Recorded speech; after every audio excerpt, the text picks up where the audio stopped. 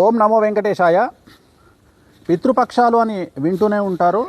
భాద్రపద మాసములో పౌర్ణమి, పూర్వభాద్ర నక్షత్రయుక్త పౌర్ణమి తెల్లవారి నుండి అంటే పాడ్యమి నుండి వచ్చేటువంటి అమావాస్య వరకు, అంటే ఈ నెల 8వ తేదీ, సెప్టెంబర్ 8వ తేదీ నుండి 21వ తేదీ వరకు ఉన్నటువంటి ఈ 15 రోజుల సమయాన్ని పితృపక్షాలు అంటారు.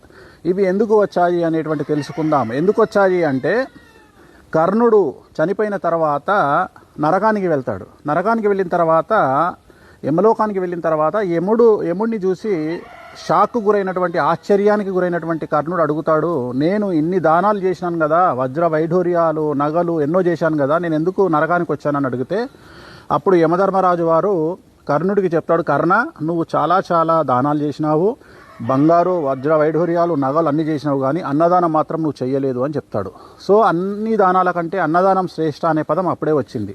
అలా చెప్పినటువంటి యమధర్మరాజుని కర్ణుడు అడుగుతాడు, మరి దీనికి నాకు ఏదైనా ఉపాయం చెప్పండి అని అడిగినప్పుడు, అప్పుడు యమధర్మరాజు గారు పితృపక్షాలు అనేటువంటి 15 రోజులు, పక్షము అంటే 15 రోజులు, వీటిని ఏర్పాటు చేసి తిరిగి భూమి మీదికి, మళ్ళీ తిరిగి భూలోకానికి కర్ణుడిని పంపించగా, ఆ కర్ణుడు 15 రోజుల పాటు పూర్తిగా అన్నదాన కార్యక్రమాలను నిర్వహించి పిదప స్వర్గానికి వెళ్తాడు. సో అందుకని పితృదేవతలకు సంబంధించి కానీ ఎలాంటి దాన కార్యక్రమాలు, అన్నదాన కార్యక్రమాలు ఏవైనా చేయడానికి ఈ 15 రోజులు అనేటువంటిది మనము ఉపయోగించుకోవచ్చు. మరి వీటికి దేనికి ప్రాశస్త్యము అంటే, ఎవరైనా తిథి మనకు అంటే మన పెద్దలు, పూర్వీకులు ఏ తిథిలో చనిపోయినారు అనేటువంటిది, మన హిందూ సాంప్రదాయం ప్రకారము పుట్టినరోజు అనేటువంటిది నక్షత్రం నాడు చేసుకుంటాము. అదే తద్దినము అనేటువంటిది, సంవత్సరికము తద్దినము అనేటువంటిది మనము తిథి నాడు చేసుకుంటాము.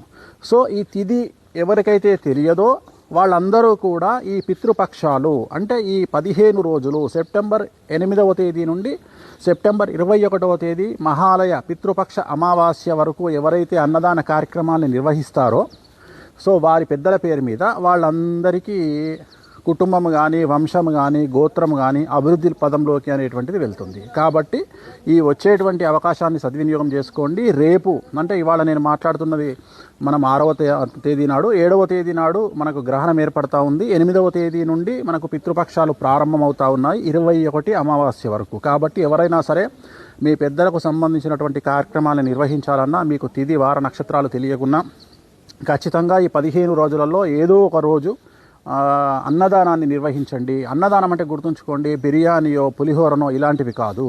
పక్కాగా తెల్లగా అన్నం ఉండేటట్టు చూసుకోండి. పప్పు, సాంబారు, నెయ్యి ఇలాంటి వస్తువులన్నీ మీకు తోచిన బీద వాళ్ళకి పెట్టండి. మీకు తోస్తే ఏదైనా దేవాలయానికి వెళ్ళి బియ్యము, పప్పు, నూనె, ఉప్పులు ఇలాంటివన్నీ దానం చేయండి పంతులకు. లేదా మీకు పంతులకు ఇవ్వాలి, గుళ్ళోకి వెళ్ళడానికి ఇష్టం లేదు, నిజంగా అన్నదానం చేయాలనుకుంటే బీద వాళ్ళు ఎవరైతే రోడ్డు మీద తిండికి లేనటువంటి వాళ్ళు ఉన్నారో వాళ్ళందరికీ అన్నదాన కార్యక్రమాన్ని నిర్వహించండి. మీకు తోచితే ఒక్కళ్ళకు పెట్టండి, మీకు స్తోమత కలిగితే 100 మందికి పెట్టండి, 10 మందికి పెట్టండి, 20 మందికి పెట్టండి. ఒక పప్పు, పులుసు, కూర ఇవన్నీ కలిపి వాళ్లకు భోజనాన్ని పెట్టండి. ఖచ్చితంగా మీ వంశం అభివృద్ధిలోకి వస్తుంది, మీ గోత్రం అభివృద్ధిలోకి వస్తుంది, మీ ఇంటి పేరు అభివృద్ధిలోకి వస్తుంది. అలాగే మీ పూర్వీకులకు సంబంధించిన పితృదోషాలున్నా, కాలసర్ప దోషాలున్నా, నాగదోషాలున్నా తొలగిపోతాయి. ఓం నమో వెంకటేశాయ. ఓం నమో వెంకటేశాయ. పితృపక్షాలు అని వింటూనే ఉంటారు. భాద్రపద మాసములో పౌర్ణమి, పూర్వభాద్ర నక్షత్రయుక్త పౌర్ణమి తెల్లవారి నుండి అంటే పాడ్యమి నుండి వచ్చేటువంటి అమావాస్య వరకు, అంటే ఈ నెల 8వ తేదీ, సెప్టెంబర్ 8వ తేదీ నుండి 21వ తేదీ వరకు ఉన్నటువంటి ఈ 15 రోజుల సమయాన్ని పితృపక్షాలు అంటారు.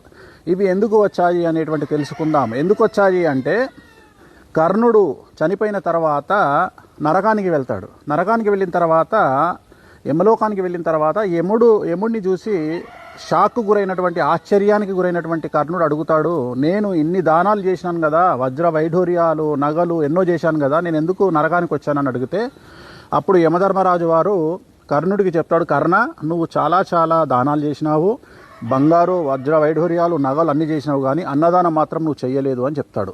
సో అన్ని దానాల కంటే అన్నదానం శ్రేష్ఠ అనే పదం అప్పుడే వచ్చింది.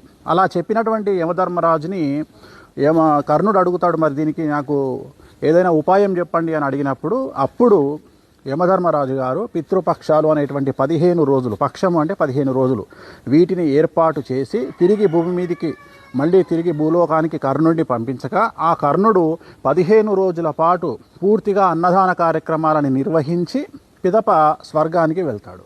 సో అందుకని పితృదేవతలకు సంబంధించి కానీ ఎలాంటి దాన కార్యక్రమాలు, అన్నదాన కార్యక్రమాలు ఏవైనా చేయడానికి ఈ 15 రోజులు అనేటువంటిది మనము ఉపయోగించుకోవచ్చు. మరి వీటికి దేనికి ప్రాశస్త్యము అంటే, ఎవరైనా తిథి మనకు అంటే మన పెద్దలు పూర్వీకులు ఏ తిథిలో చనిపోయినారు అనేటువంటిది మన హిందూ సాంప్రదాయం ప్రకారము పుట్టినరోజు అనేటువంటిది నక్షత్రం నాడు చేసుకుంటాము. అదే తద్దినము అనేటువంటిది సంవత్సరికము, తద్దినము అనేటువంటిది మనము తిథి నాడు చేసుకుంటాము.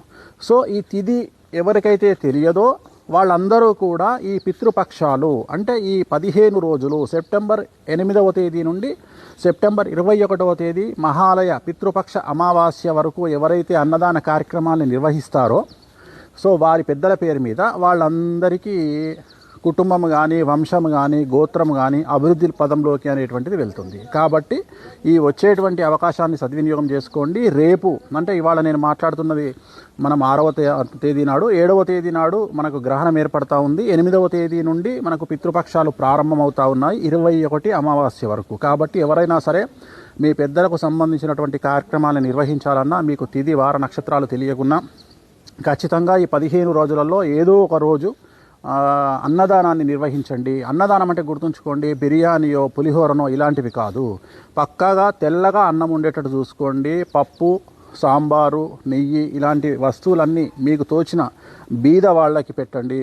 మీకు తోస్తే ఏదైనా దేవాలయానికి వెళ్ళి బియ్యము, పప్పు, నూనె, ఉప్పులు ఇలాంటివన్నీ దానం చేయండి పంతులకు. లేదా మీకు పంతులకు ఇవ్వాలి, గుళ్ళోకి వెళ్ళడానికి ఇష్టం లేదు, నిజంగా అన్నదానం చేయాలనుకుంటే బీద వాళ్ళు ఎవరైతే రోడ్డు మీద తిండికి లేనటువంటి వాళ్ళు ఉన్నారో వాళ్ళందరికీ అన్నదాన కార్యక్రమాన్ని నిర్వహించండి. మీకు తోచితే ఒక్కళ్ళకు పెట్టండి, మీకు స్తోమత కలిగితే 100 మందికి పెట్టండి, 10 మందికి పెట్టండి, 20 మందికి పెట్టండి. ఒక పప్పు, పులుసు, కూర ఇవన్నీ కలిపి వాళ్లకు భోజనాన్ని పెట్టండి. ఖచ్చితంగా మీ వంశం అభివృద్ధిలోకి వస్తుంది, మీ గోత్రం అభివృద్ధిలోకి వస్తుంది, మీ ఇంటి పేరు అభివృద్ధిలోకి వస్తుంది. అలాగే మీ పూర్వీకులకు సంబంధించిన పితృదోషాలున్నా, కాలసర్ప దోషాలున్నా, నాగదోషాలున్నా తొలగిపోతాయి. ఓం నమో వెంకటేశాయ.